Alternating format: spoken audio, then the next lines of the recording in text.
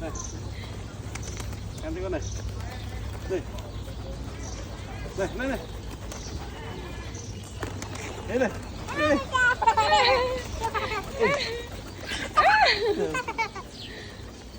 Chả. Chả con chả. Chả.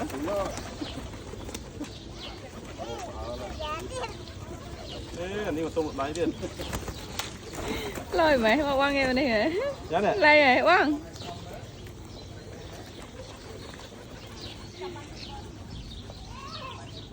Bán này kim đó, sớm phải đáy. Qua tiết rồi.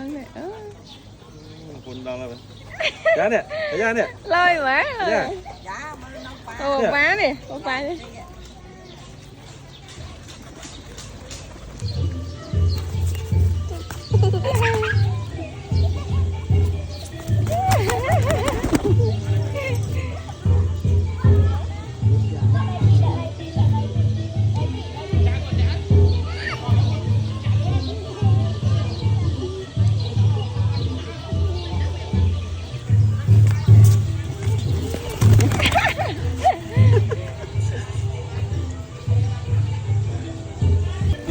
Dạ giá trả đã còn bao ai priêm đang tích tích trả tích tích rằng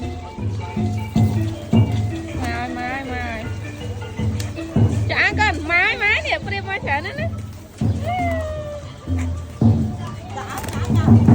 tích tích năng ngày trả tích là đá cần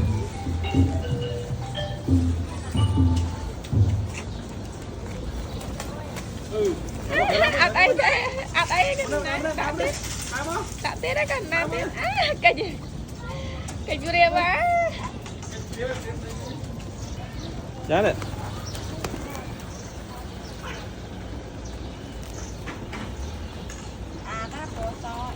Chả này.